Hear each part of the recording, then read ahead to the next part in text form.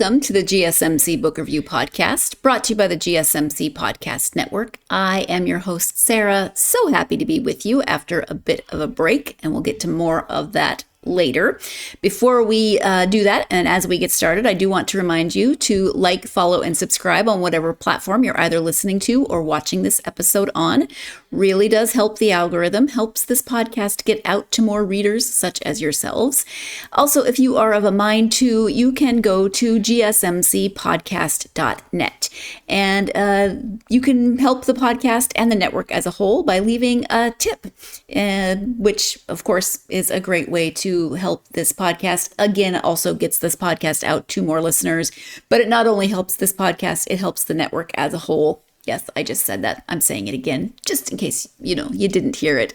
But whatever form of support you've given this podcast is greatly appreciated. Whether that's just tuning in every week, listening or watching the episodes, whether you're following on social media, whether you're leaving comments or sharing the episodes, all forms of support are greatly appreciated. This is just another alternative, and I like to make sure you're aware of it. So if you'd like to leave a tip, please do so by going to gsmcpodcast.net. Thank you so much in advance if you do that, but thank you as always for all of the support you give, no matter what form that support takes. So, a couple of things. This is about, I think, 2 weeks after the time that the episode should be going. The next episode was supposed to be going up, and it's not the same author. If you tuned into the last episode, I said, please join me for the next interview when I will be speaking with author Lindy Ryan. Unfortunately, that interview did not happen. Lindy had something come up that she couldn't do the interview, and that is fine. These things happen. Wishing her nothing but the best.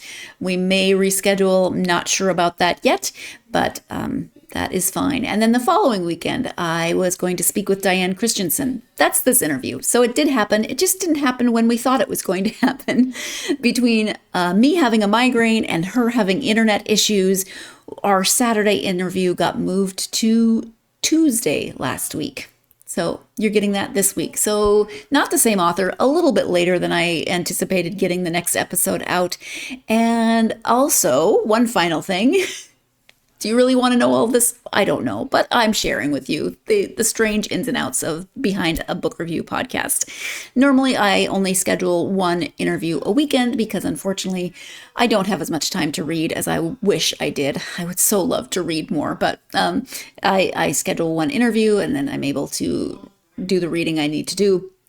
Sometimes, though, I do get double booked for various reasons, and this past weekend was one of those. So in this past week, interview on Tuesday with Diane, and then an interview on Saturday, and an interview on Sunday. Then another interview this coming Saturday. So I've got 3 that are already recorded and ready to edit and get out to you, and then another one coming up on Saturday. So we got a little bit of a backlog, but it's a backlog for a better reason than the last backlog when the internet, the fiasco with the internet, not the internet, the fiasco with my technology. If you've been tuning in, you've listened to me complain about it. I'm not going to complain about it again. This is okay to have a backlog for that reason. But this is the first of 2 interviews that I'll be hopefully putting up this week. I really shouldn't say these things definitively, but there should be a second interview going up this week. But we are here, of course, to talk about Diane's interview, which we will in just a moment. But I would also like to share that I had the loveliest experience since I was last chatting with you all, and that is I got to spend an afternoon with a friend from grad school who I hadn't seen in almost 20 years. I can't remember exactly the last time we saw each other. We were both in grad school together. She was a little bit ahead of me in the program, and she was doing an extended European vacation starting in December and going into January. Part of that vacation involved several days in the Algarve where I live, and then going north to Porto. And when she was in the Algarve, I got to see her. Her brother joined her for the Portugal part of the trip, and so I got to meet him, and it was so lovely. They both got to meet my husband. Just what a blessing to spend time with a friend that I hadn't seen in almost 2 decades. And you just never know who you're going to see, where you're going to see them. Last year, a little over a year ago, we had friends that again, my husband had never met, but from my hometown, and I hadn't seen them in probably 20 years. So Portugal has actually allowed me to reconnect with people that I haven't seen in decades, that I might not have seen in the United States. You just never know. But that was lovely. And so I had to share that experience. But we are here to talk about a book. In particular, we are talking about Diane Christiansen's book, The Last Real Showgirl, My Sequined 70s on Stage. This is a memoir. Let me give you a description of the book. During the 1970s, showgirls represented the pinnacle of club and resort entertainment. In the modern age, very few shows left in Las Vegas, the resorts, or Paris feature showgirls at all. This memoir presents in her own life, in her own words, the life of Diane Christiansen, the last real showgirl. As a teenager, desperate to get out of Illinois and into the glittering world of professional dance, Diane visits Montreal and discovers the electrifying world of French Cabaret. This kicks off a chain of events which finds her before long in Paris, dancing with a giant seahorse on her head at the world-renowned Lido de Paris. From opium dens in Paris to comedy clubs in the Bahamas, the arc of Diane's dazzling career spans the globe, all before she is 28. This insider perspective on the industry presents the singular life of the last real showgirl, while also capturing the swan song of a thrilling era in stage entertainment. So again, that is The Last Real Showgirl, My Sequined 70s on Stage. This book only covers a little over a decade in Diane's life, but what an interesting decade it was. At 17, she auditioned for the Rockettes. You then see that she moves to Montreal. She worked in Paris. She worked in the Bahamas. She worked in Vegas. Just a decade, a little over a decade, from 17 to 28 in Diane's life. And you get an epilogue that fills you in on some of the things that have happened since, and she'll talk about some of that as well. But wow, and the time frame, like, first of all, just being a showgirl in all of those places and the experiences that she had. But also, this covers 1969, I think, to 1981, if I'm remembering correctly. So you get all of the 70s, which were such an interesting decade. I don't remember most of them because I was born in 1975. So, but it's kind of part of my DNA, part of my family's memories, things that are talked about, family history and those things. So I remember TV shows from that time period, but it was also just a really interesting decade. From a sociological standpoint or from a history standpoint, and Diane lived it. Diane experienced it as a young woman in various places around the world. She writes with such joy, and you can just feel her experiences through her writing. But it wasn't, of course, all amazing and beautiful and wonderful. There were hard things as well. There were things that might make people uncomfortable, and that's written about in this book as well. So it covers the good, the bad, everything in between, but written with just this sense of joy and kind of awe and wonder at the experiences that she had and how they shaped her as a person, even the ones that weren't so great. What did she learn from them? How did they shape the rest of her experiences? And how did she move forward and take what she learned into moving forward?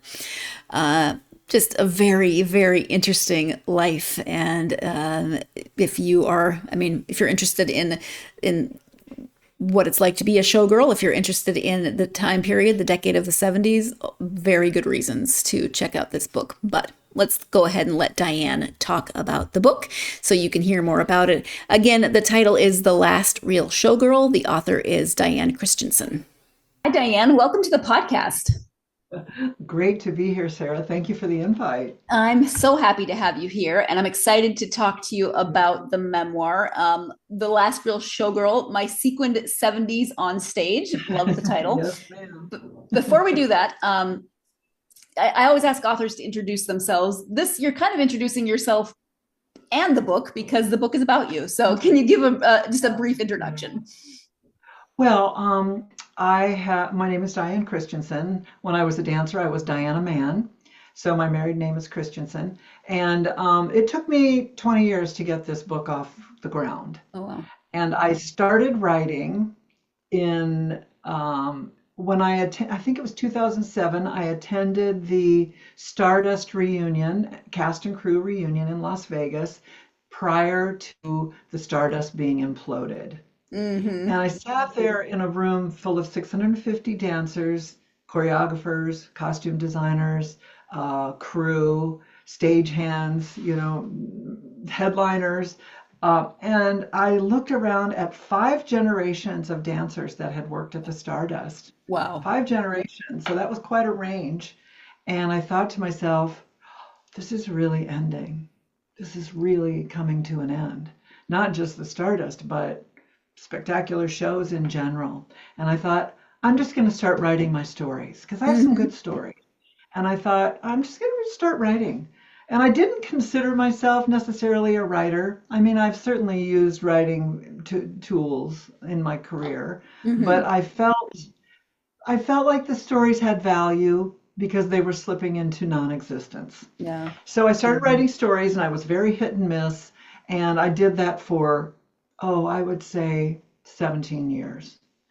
And in that time, I'm very busy running my, 34-year acting studio in LA. And I would take time to do this and that. And then I would think to myself, I need to take some writing classes. I really need to structure this book. And then I really seriously became a book to me. And I had titled it The Last Real Showgirl when I started. So that was a long time ago. And I Mm-hmm. got into some acting, some writing classes. I gathered some tools, I gathered some techniques, some skills. I started to structure the book. And fortunately, one of my teachers was 5 times published. And she'd also had a TV show based on one of her books. And she was very good at helping me structure the book Mm-hmm. and to create goals. And then my other writing teacher was very good at having you go really deep and tell stories you never wanted to tell, or thought Mm. you would tell, or thought you would include. She goes, if you don't have the foundation of who you are, nobody cares. And it's just like acting. Until you can really be truthful about your stories and unearth your own truth and put it out there, true, then organic stories don't really develop without that. Mm. So I started telling those stories, and that's when I really found my voice. And what I found writing the book was that I was the older woman looking back, the older, wiser woman looking back, and the young, up and coming of age Right. me. Yeah. So there were two voices. There are two voices in my book. And you see that throughout, including the Mm-hmm. spiritual journey that I was on. Yeah. So I would say, as a dancer, as an actor, as an acting coach, as a mother, um, I am someone who is committed to evolution, the Mm-hmm. evolution of the soul. Yeah. And my first is my responsibility. So that would be me. Now, if I were to give you the elevator pitch of the book, here's what I would say, Sarah. Okay. I'd Yep. say, I'd say if Moulin Rouge, Almost Famous, and Valley of the Dolls had a fabulously rebellious love child, it would be my I can book. see that. Yeah. Okay. Yeah, you've read it, you know. Yeah. So there's a Um, little bit about me and a little bit about the book. yeah, I love it. And I would like to back up and just have you apologize to the general world and for saying that 2007 was 20 years ago, because good Lord, that's just wrong. I know, it's almost 20 years ago already.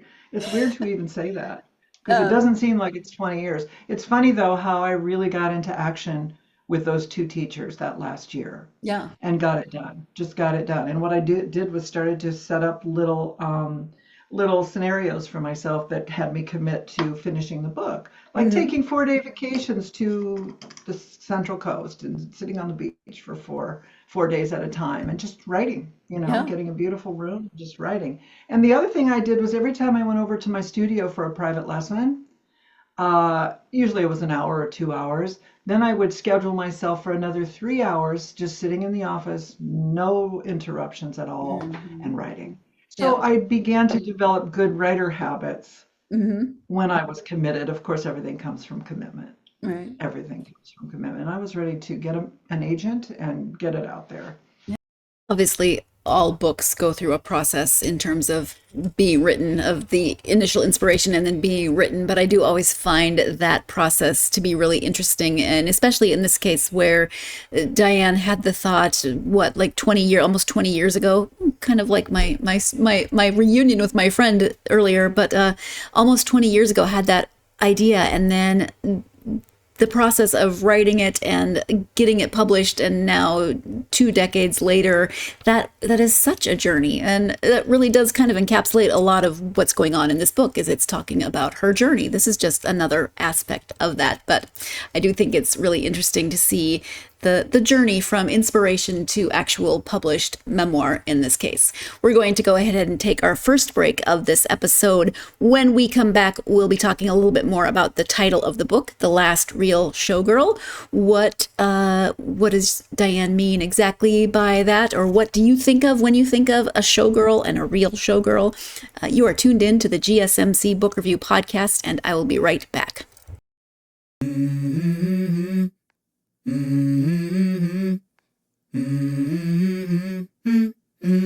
Let's go. I wake up to a little bit of drool on my pillow, feel like it's gonna be a bad day. Yeah, I'm tired of shit, and the coffee ain't hit yet, damn, ain't that great. I don't wanna go to work, cause my boss is a jerk, and I'm not even that paid. I need a change in my life, cause I don't feel alive, and there's nothing that makes me happy. Hold my beer for a minute, I'm about to quit my job, cash in for a ticket. I'm going on a trip and I don't plan to visit. I'm gonna stay there till I feel like I'm winning, and this is just the beginning. I need a big change, help me feel like living. I need a big swing, home runs I'm hitting, and I'll never look back, moving on till I get it all. And we all got dreams, we all want things, but what you gonna do for it? How you gonna move for it? What you gonna be? And do you believe you can do anything? Welcome back to the GSMC Book Review Podcast and my conversation with Diane Christiansen. As we get back into this second segment, your second and final reminder that you can support the podcast in a lot of ways, but one way is to go to gsmcpodcast.net and leave a donation. That, as I said before, helps not only this podcast, but the network as a whole. Greatly appreciated. Once again, that website is gsmcpodcast.net. Before the break, Diane was talking about what initially inspired her to want to write about her experiences, and then the process, the journey of making that memoir actually come to fruition and become the book that we are talking about today. So let's go ahead and return to the conversation with Diane. Yeah. So the title, the Last Real Showgirl. I'm sure people listening have lots of different images of what a showgirl is. So Can you just talk a little bit about the title and what that evokes for you? Well, let's talk a little bit about the title first, because the book was available for pre-order in November of 2024, 2 days before the trailer came out for the film, The Last Showgirl. So the titles were quite similar. Yes. And fortunately, my book, which was titled 19 years before that, came first. And fortunately, the availability of the book came first.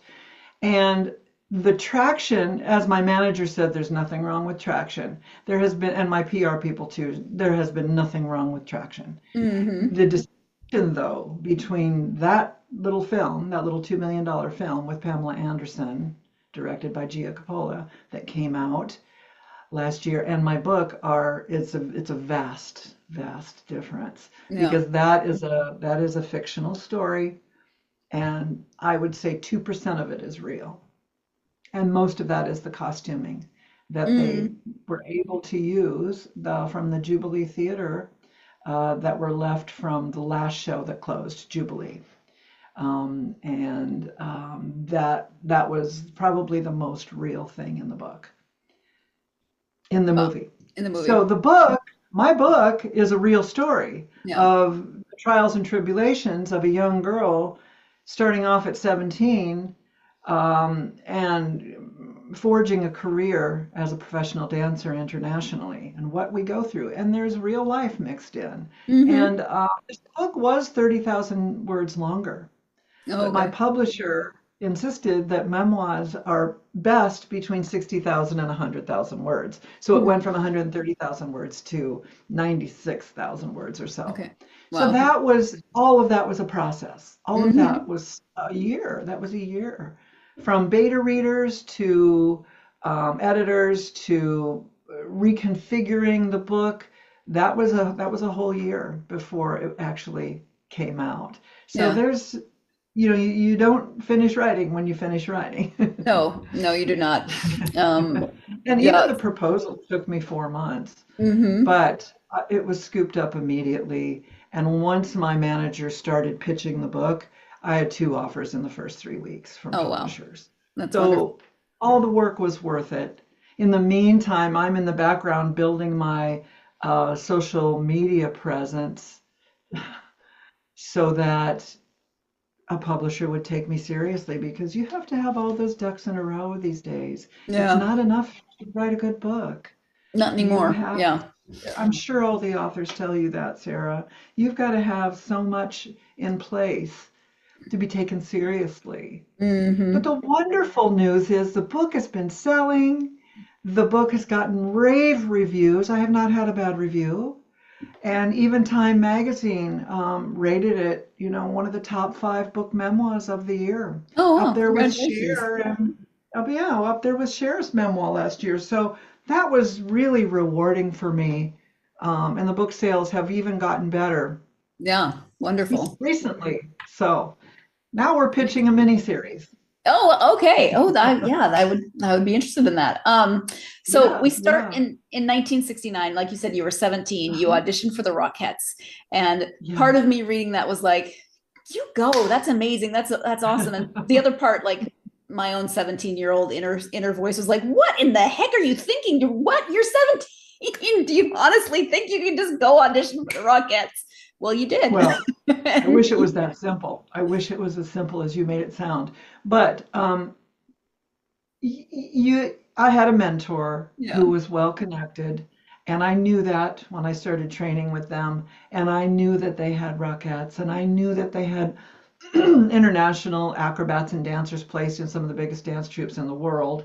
So I knew they'd be my ticket out of town. And even though acting was always my first love, dancing you have to do when you're young. Mm-hmm. So I worked really hard between 13 and 17 to prepare to audition for the Rockettes. Yeah. And I probably worked harder during that period than any other period of my life. And it's good because I was really young and had the strength to do it. Yeah. And in that preparation, because there was time, not only with my mentor, but with my dance pal who I went to New York with, and time for our parents to pay for that trip and pay for our mentor to take us on that trip, there was a lot built up in us over that. So it isn't like we just went.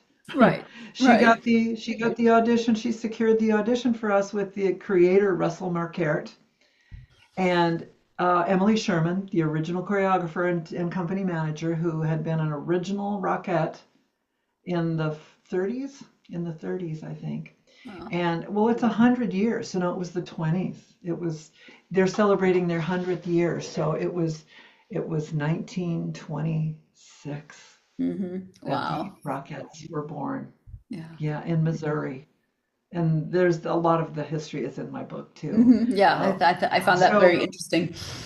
it is interesting. It's interesting how it all evolved to what Mm-hmm. it is now. And now it's the Mm-hmm. Super Bowl of dance to Yeah. be a Rockette. And there are things in the book that I found out since that shocked me. Um, and I'll let me know if you want to know some of those stories, because they're interesting and they're not in the book, but Okay. they're interesting follow-up to the book for those who read it. Yeah. Okay. Yeah. Is there just like one that comes to mind right off? Well, one is huge. One is huge. For me to have photos in the book, I had to have everyone in those photos sign off Mm-hmm. an NDA, that it's okay for them to have it's permission slips from the Yep. publisher. Yep. So I had to go about finding people and finding relatives of people who've passed. And any publicity photos were fine. I could use those. They've been in the public, like Yep. Yep. publicity photos for the Stardust or Siegfried and Roy or the Lido in Paris, or any of those were fine to use. But the personal ones, I had to track down people. So that was another whole process. And when I reconnected after 50 years with my dance pal, Karen Darnell, who I went to New York with to audition at 17, she's living in Florida. She's retired. She married a stagehand from Radio City. She was Rockette for 3 years and then had 4 kids. And she and I talked twice on the phone for 2 hours. And we were just right back where we were, Mm-hmm. 50 years ago. And she said to me, I was surprised that you didn't come. I said, what do you mean? She said, when Russell Marquardt called you to come to the Rockettes. And I said, when was that? And she said, a month after I was just getting ready to go in the show. I'd been rehearsing for a month. He called me into his office and he said, Karen, I called your mentor today to bring Diane up to join the line. And the mentor said that she didn't feel like she could vouch for her skills because I wasn't doing what she told me to do. Not true at all. I was in 3 No. classes a week. One was a private lesson. I was working nonstop to be ready and You continued to gave up stay in your lead shape. roles in the 2 production. lead roles, Yeah. in 2 productions that I was really in love with. I had done every sacrifice you could imagine to be ready. And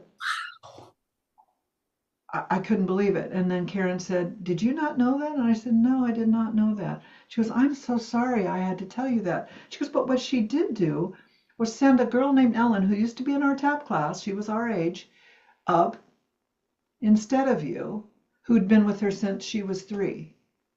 I didn't start training till I was 13. This was a Right. girl who had been with my mentor since she was 3 years old. She sent her instead. And she lasted 2 weeks. She didn't even get through 2 weeks of rehearsals. Karen said it was a disaster. And she goes, I just thought you had moved on because we had lost touch at that point.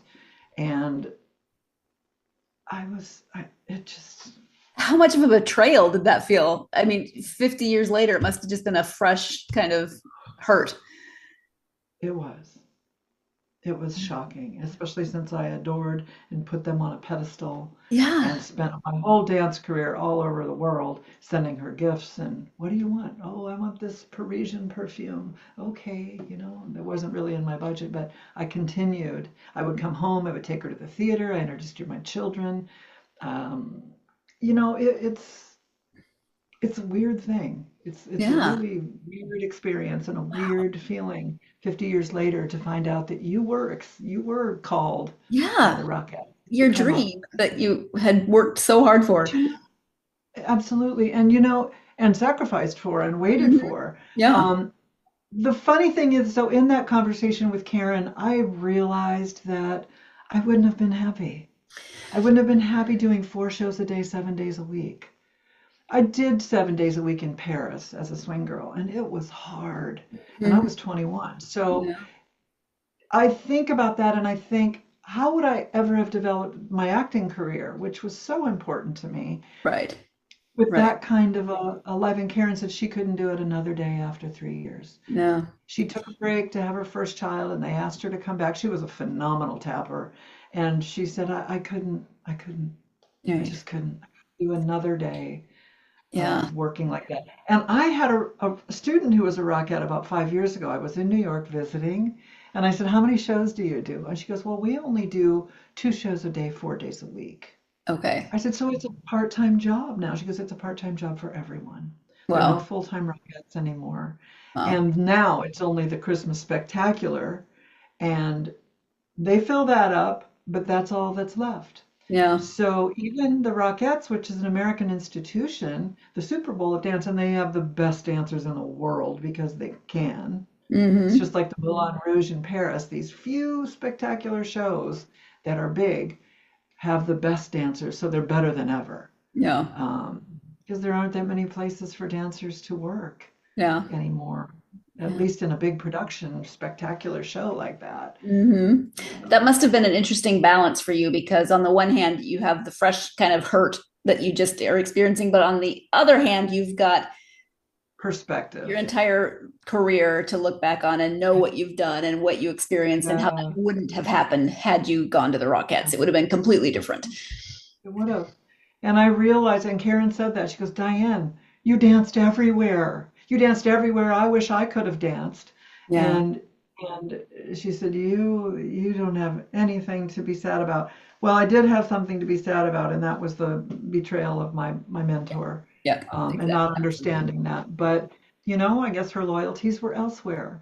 Yeah, interesting. So it's certainly interesting to hear how the Rockettes have changed over time in the 50 years or so since Diane auditioned for them. But I'm sure even from their inception, well, actually, the history of them. And then through their changes over time. But for me, wow, that story about Diane's mentor is really obviously she's processed it, but to learn something like that decades after the fact had to have been such a shock. And then what do you do with that information? Because as I said, she wouldn't have the life that she had, that she lived and that she wrote about in this book, were it not for that thinking that she had been rejected or never called up and then moving to Montreal. But to process something like that so far after the fact would be a really interesting experience. And I've been processing it for a week and it didn't happen to me, and I'm still floored by it.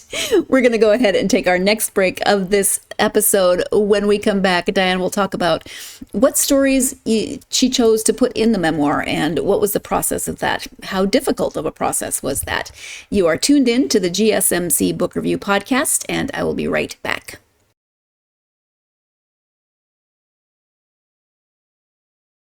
For the best and latest podcasts available anywhere, go to the podcast app on your cell phone and type in GSMC to access free content-rich podcasts on health and wellness, book reviews, sports, entertainment, relationships, social media, movies, technology, finance, and even weird news. Subscribe and download the GSMC Podcast Network's family of shows, available everywhere podcasts are found.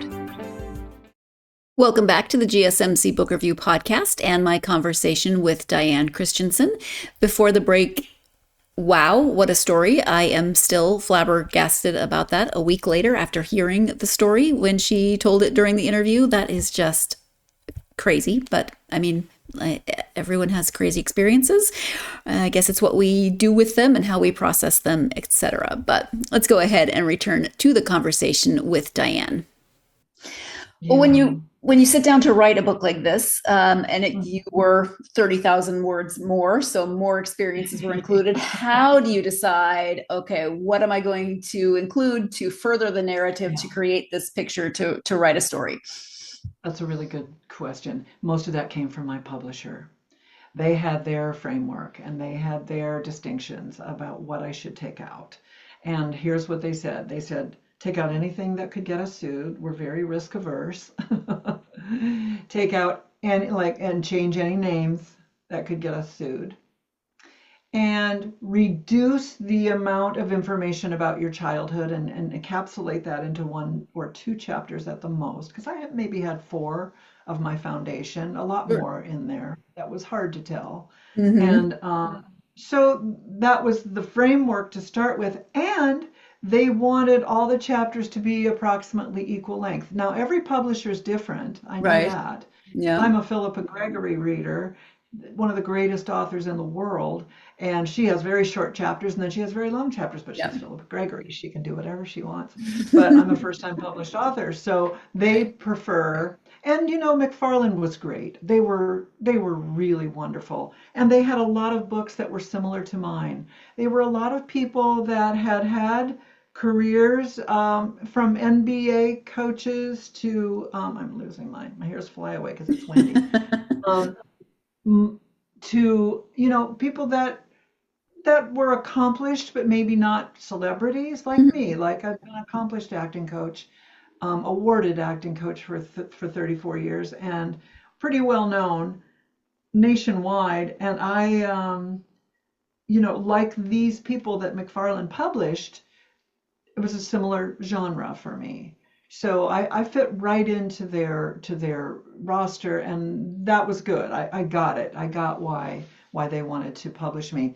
But I did have to get all the chapters into a form for them and finalize it. And then of course their editor did their magic, and they did not change my voice at all, which made me really happy. But I did change names.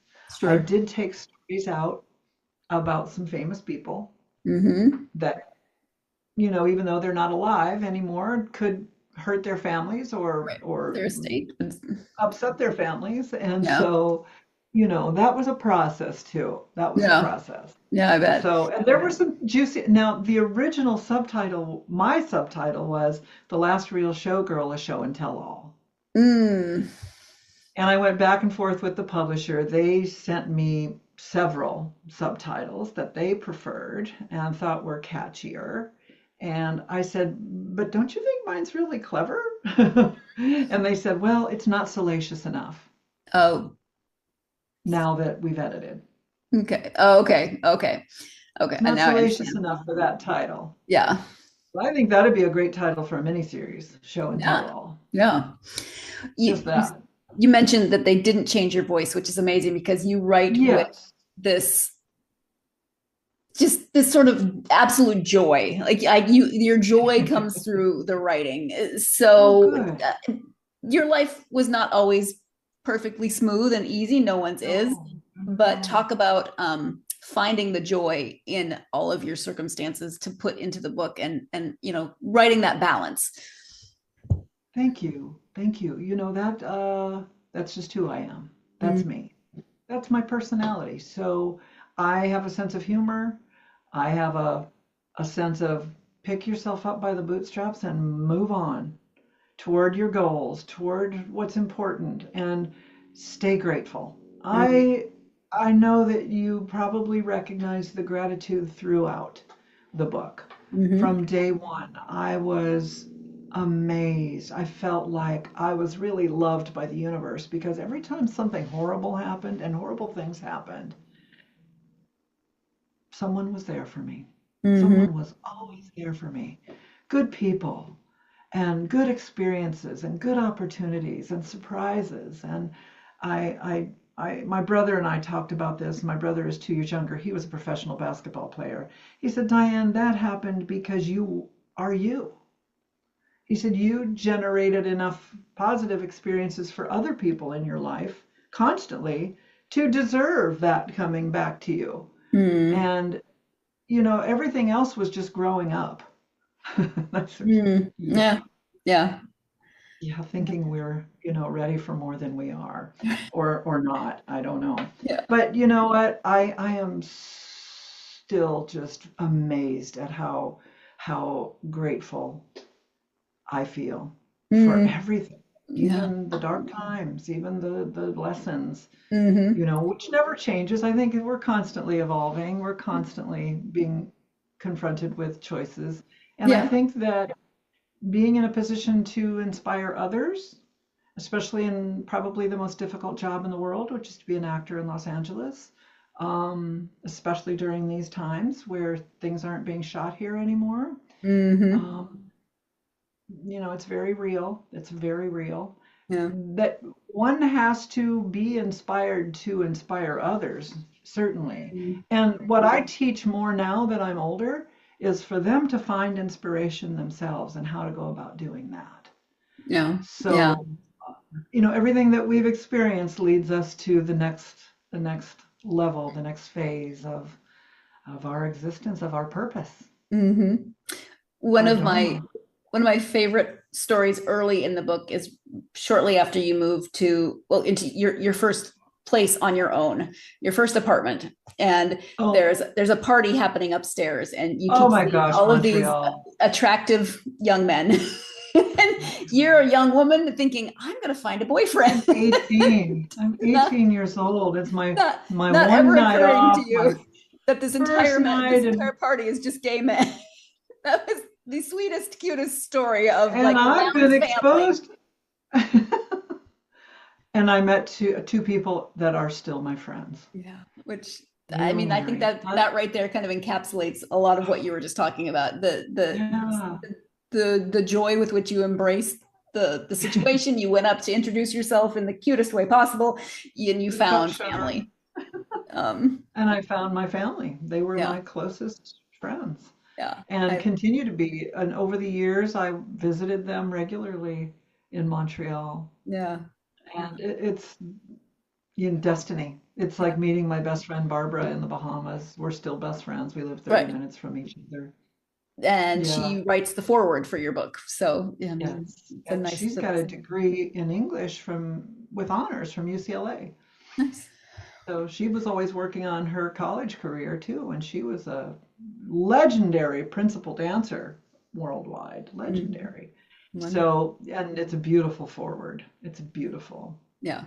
And the thing that amazes me is she wrote it while she was deeply in third stage multiple myeloma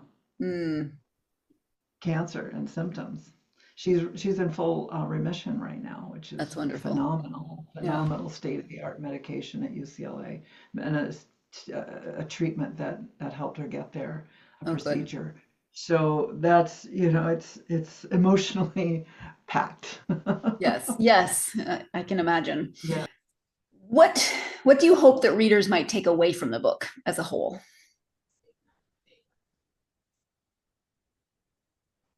I mostly would like people to see that if they follow their dreams, if they commit to what they feel they are destined for and desire, that it will all unfold. Maybe not all with ease and grace, but it will unfold. And everything comes from commitment.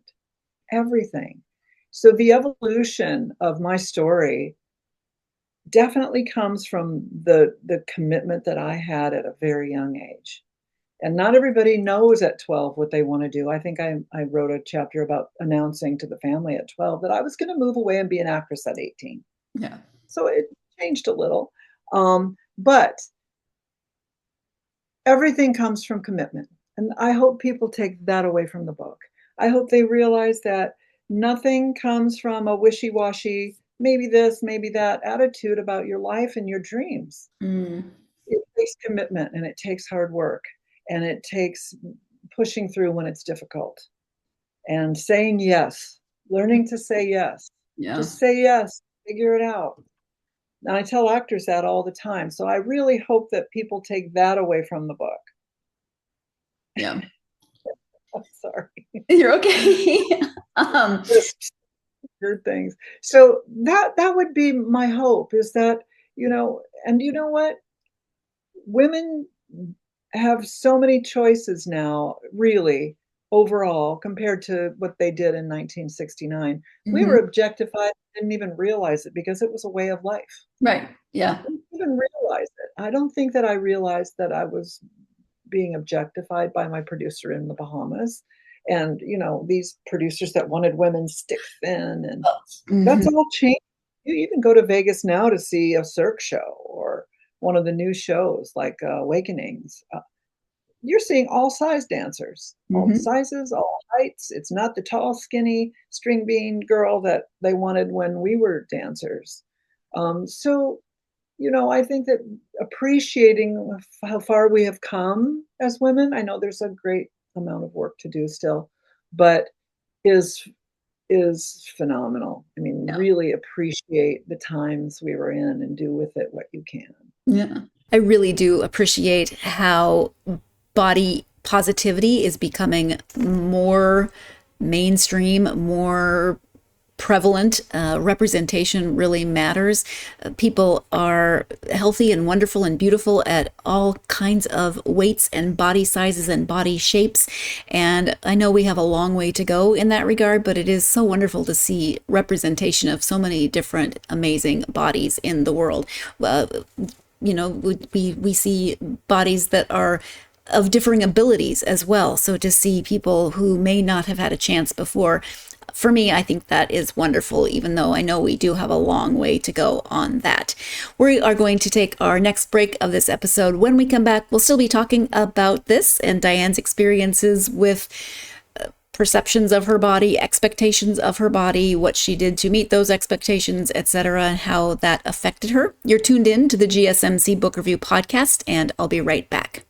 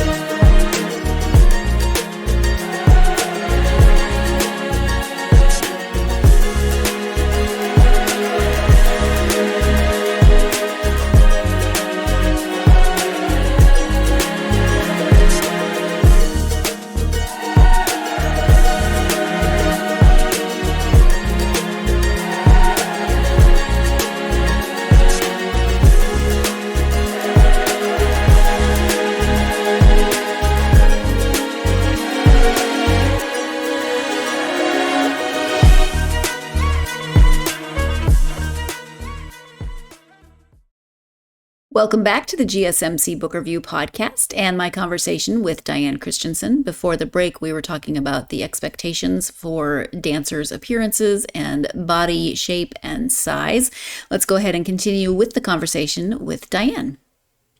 Diane, how tall are you? I was 5'9" when I auditioned for the Rockettes. Okay. I'm 5'8" now.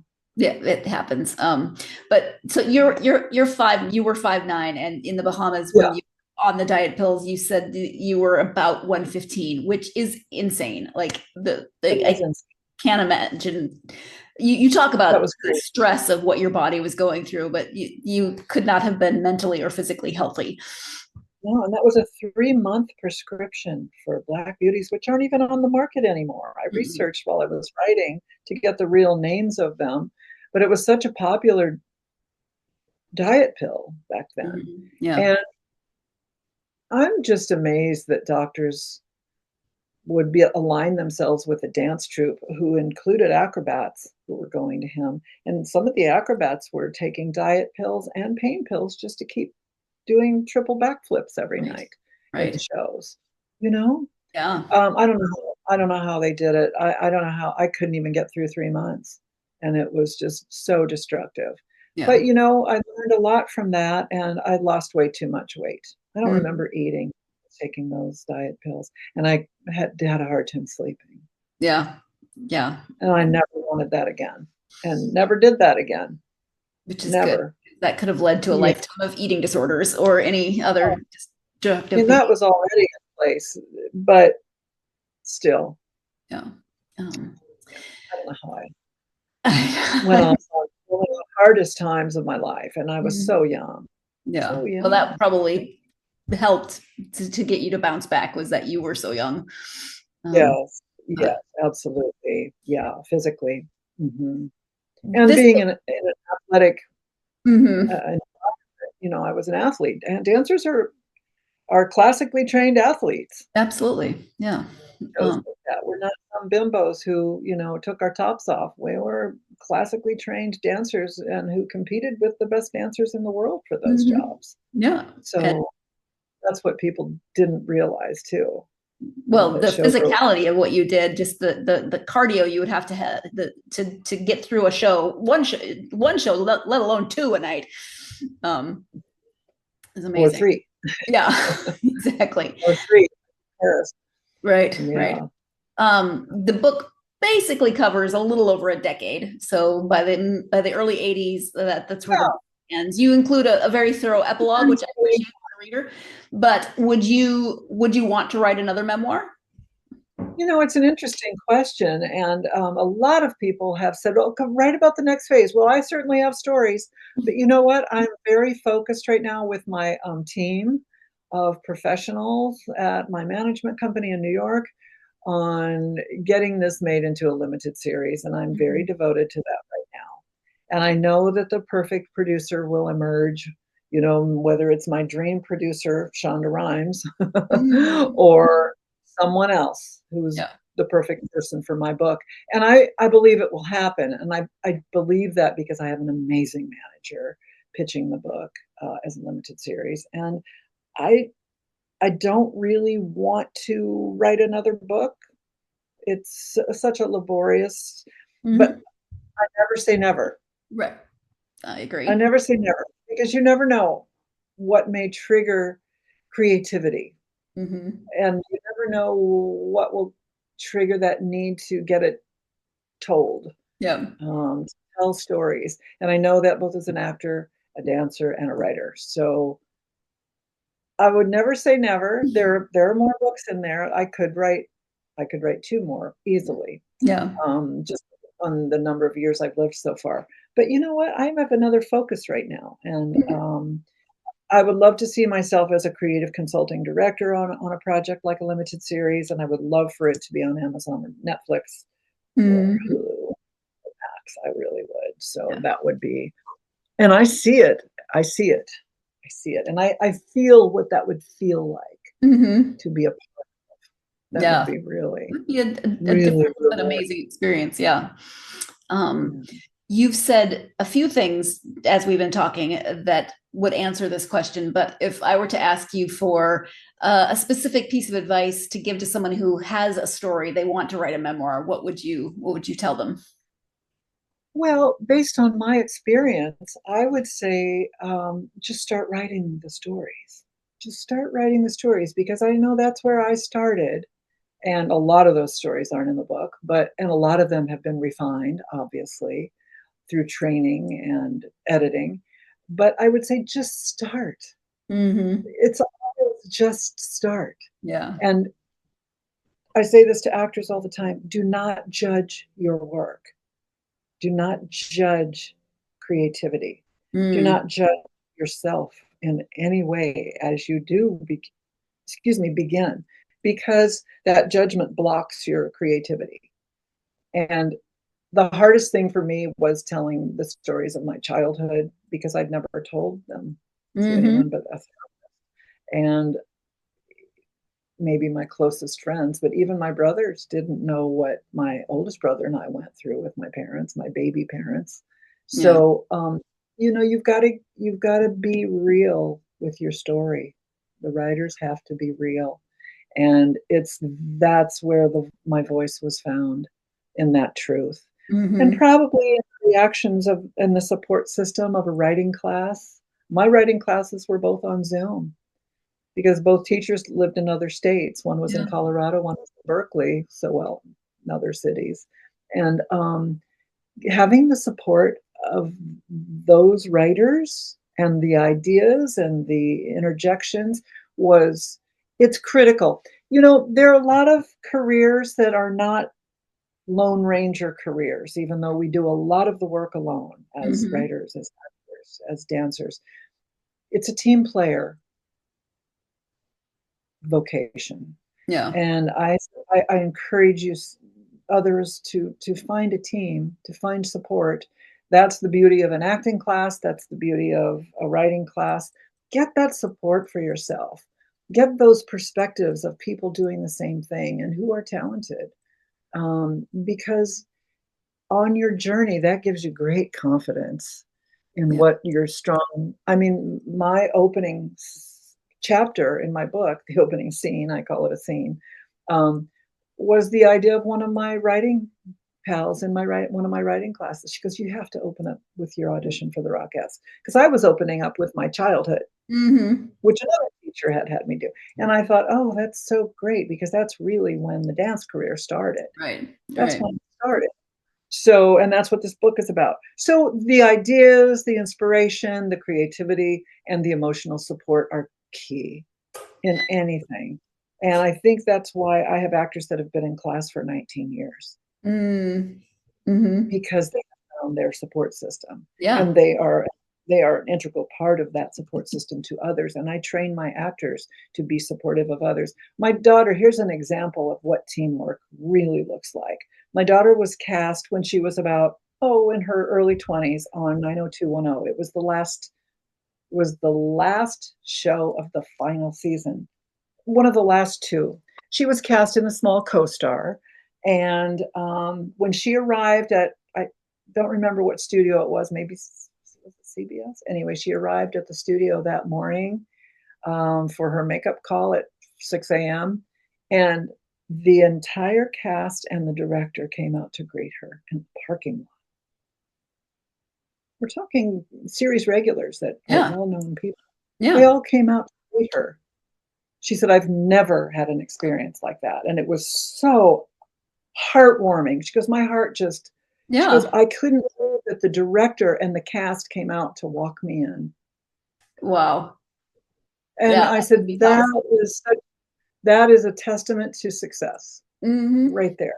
Yeah. That kind of community and support is such a beautiful thing. And think of what it does for someone who's a co-star, which a co-star used to be called an under 5 in the old days. Now a co-star is 5 lines or under. I mean, she was just a co-star. She was the smallest role on the show that day. And yet they all came out to greet her and make her and gather her into the fold. And that's the kind of going the extra mile community that we need in the world, in everything that we do. I agree. That is a really lovely story for Diane, about Diane's daughter and her experience as even just a co-star, as someone who didn't have a huge role, but to experience that community, and that community that is going the extra mile. I have been so appreciative of those kinds of communities in my own life. I do hope I have been part of one of those communities, or been that person that goes the extra mile for someone else in my life, maybe in an unexpected situation. That is my hope, and that is a hope that I will continue to strive for as I move forward in my life. But we are going to move forward in this episode with the final break of this episode. When we come back, what does Diane enjoy reading when she takes the time to read for herself? You're tuned in to the GSMC Book Review Podcast, and I will be right back.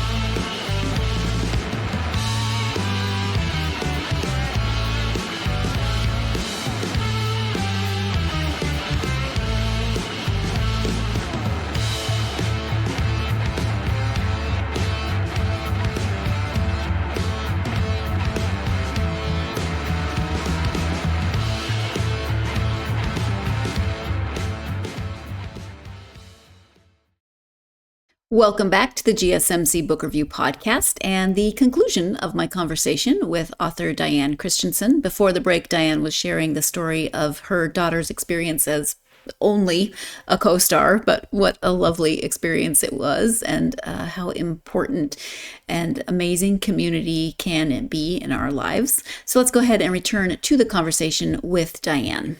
Before we started recording, we were chatting a little bit, and you said that you love to read. So, favorite authors and genres? Well, I go in phases. I went through 10 years just reading classics in my 40s. I just read the classics because I wanted to read all the classics. I'm always in biography and memoir. Obsession. I love to see what makes people great. What made them great. So I'm in the huge Barbra Streisand. My name is Barbara. memoir that she wrote. And I think I've read every other biography written about her. So a lot of this was things I already know. But Barbara herself, I wish I were listening to her because I love her so much.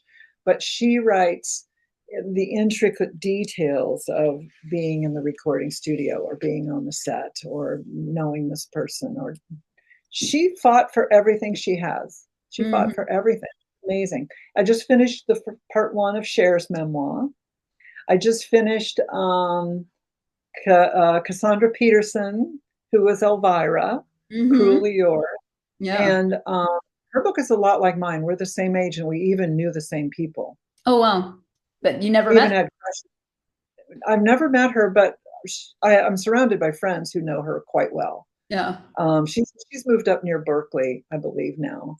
But when she was in LA, you know, one of my best friends was her photographer, who she did all of her publicity photos and personal headshots. And of course, I know people in Vegas that danced with her when she was at the Dunes. So she was a showgirl. She worked for Ronnie Lewis and Viva la Girls, which was a huge, successful lounge show at the Dunes back in the 70s. So she started her career as a showgirl, as a dancer. So that was really, really a fun, quick read. And there's a lot of similarity in our books. So if people like Cruelly Yours, they'll like my book. Did I answer your question? Yeah. Yes. What do you like to read? And who are some of your... And then there's my go-to, which is Philippa Gregory. Yeah. And Philippa Gregory is historical fiction. And she's just a master. And are you familiar with her work? Yes, I haven't read anything recently, but because I've been reading other things. But yeah, she had a new book come out okay. just before the holidays, and my daughter said, "What do you want for Christmas?" And I said, "There are 2 books I want." And she said, "I knew it. Let me guess." She goes, "It has to be a Philippa Gregory." And I said, "Yes, she has a new book out." So my daughter's a reader too, and so she got me the new book for Christmas. And I want Cher's memoir part 2. It's in pre-sale right now. Right. Online. And I noticed on Amazon my book was just discounted $5. So my publisher did that. Okay. And it went from being number 250 in dance memoirs in the last 2 days to number 27. Oh, wow. So I think maybe that discounted price of $5. Yeah, that's a jump. The difference. People are buying books again. That's really good. How old are your grandchildren? 3 and 5. Oh, fun. Okay. So do you read with them? Oh, yes. My son has one and my daughter has one. Then they're both, their spouses are one and done. And my daughter just moved to our neighborhood, Calabasas. So the little girls can be together like more than cousins. So they're growing up like borderline like cousins who are almost siblings. We call them Bluey and Bingo. So Nice. they sound like Bluey and Bingo all the time. So that is like they're everything. Yeah. They're everything. In fact, I'm going to go over and watch my 3-year-old granddaughter today while my daughter goes to the studio to teach some private lessons. Yeah, those are such fun. So yeah. If people want to know more about you and the book, but also more about you, because your website's got a lot of information about everything, can you give your website and any social media they can find you on? Well, yeah, you can visit thelastrealshowgirl.com to read about the book. We also have christiansenactingacademy.com. So I've got 2 websites. And that's our acting studio in LA that's been around 34 years. And you can see the kind of people that I've had the honor of coaching, the Haley Steinfelds and the Miranda Mays and Renzi Felice. They're huge, huge, huge talents. And the book website has lots of photos and lots of our recent reviews, including the Time magazine article. So they did a review. So that was exciting. And you can find out more about the book on the book website. So just the book in general, it describes a little bit more of the life of a showgirl. Yeah. So both of those websites are available. Social media, The Last Real Showgirl on Instagram. And on Facebook, go to Diane Christiansen. Okay. for stories and more information about me and the book. All right. Thank you. Yeah. Diane, Yeah. is there anything that we haven't talked about that you wanted to make sure that you highlighted or covered during our time? Well, Elvis is in my book. Prince is in my book. Shall I go on? There are stories that were edited a little bit about really well-known people that were around in my era, my Sequined 70s. So there's a lot of juicy stuff. It is a show and tell all. And you'll probably see a lot more of that when the miniseries is produced. Yeah, because I'm sure they will most. Yeah, show and tell a little. Yeah. Well, thank you so much. It took us a bit to get here to this point to talk to each other, but thank you for your persistence and talking to me about the book. I really appreciate it. Thank you for your support. I really appreciate it, Sarah. It's great meeting you. Thank you again to Diane for joining me to talk about writing the memoir, for sharing her experiences. You read a lot about them in the book, of course, but to hear about her experiences and to hear about not only the experiences that she writes about, but also the writing of those experiences and how that process was for her. I really appreciate that. Maybe you are someone who loves memoirs. Maybe you have always wondered what it was like to be a showgirl and to live that life. Maybe you just love the 70s. Whatever the reason, you should definitely check out this book because, as I said before, as I said in the interview, Diane writes with such joy and exuberance, and you can just feel that coming off the pages. There's so much in this. I mean, all of her experiences are fascinating, and you can kind of live someone else's life for a while and see what it was like, but just the joy that she shares those experiences with was such fun for me as a reader to experience with her. So definitely check this out for whatever that reason. Memoirs. You like the 70s. You've always wondered what it was like to be a showgirl. Maybe you've heard of Diane for other reasons, but maybe you think the limited series is a really great idea and you want to read the book first. Lots of good reasons. Also, when did it change from mini-series to limited series?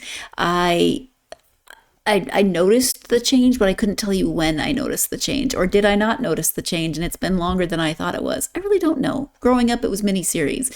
Now it's limited series. Somewhere in my life, it changed. I have no idea when. So if you have the answer to that, clearly I could Google, but where's the fun in that? Leave me a comment if you know the answer to that. But thank you once again to Diane. Thank you, of course, to you for always being supportive of this podcast, for joining me for this episode. I hope that you will join me for the next episode, which really will be this author because, as I said, it's already been recorded. I will be speaking with Alison Cundiff about her debut novel, Hey Pickpocket. Alison has written poetry, but as I said, this is her debut novel. This is contemporary fiction. This takes place on a small island.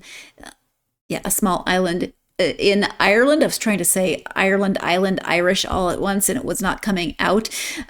So maybe you love Ireland, maybe you love contemporary fiction, all good reasons to join me for this conversation. That and Alison was a lot of fun to talk to. So please join me for the conversation about Hey Pickpocket on the next episode. In the meantime, as always, if you are a fan of this podcast, please, please, please like, follow, and subscribe on whatever platform you're either listening to or watching the episode on. Once again, just helps the algorithm, gets the podcast out to more listeners, viewers, readers, such as yourselves. You can also leave a positive review. That is greatly appreciated. And again, really does help the algorithm so that more people can find this podcast. You can follow the podcast on social media, Facebook, Instagram, TikTok, Blue Sky, and X. I love hearing from you. So if you have questions or if you have comments about the interviews, if you have read some of the books and want to share your thoughts, I love hearing from you. So please do come find the podcast on social media and let me know your thoughts. I hope that you are having a great week. Whatever's happening in your life, I hope that there are amazing things, happy things, joyful things. But of course, you know what I'm going to wish. I hope whatever's happening in your life is also giving you plenty of time to find a book, sit down, and get absolutely lost within the pages of that book. Thanks so much, and I'll talk to you next time.